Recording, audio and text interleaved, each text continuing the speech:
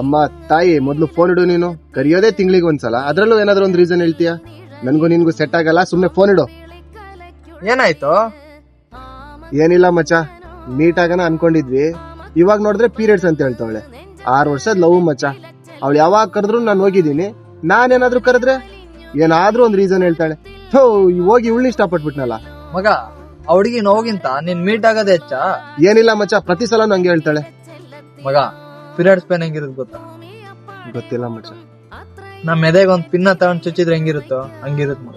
ನೀನ್ 6 ವರ್ಷ ಲವ್ ಮಾಡೋದ್ ದೊಡ್ಡದಲ್ಲ. ಆ ಪೀರಿಯಡ್ಸ್ ಬಂದಾಗ ಆ ಹುಡುಗಿ ಜೊತೆ 3 ದಿನ ಇರ್ತೀನಿ ನೋಡು, ಅದು ನಿಜವಾದ ಲವ್ ಅಂದ್ರೆ.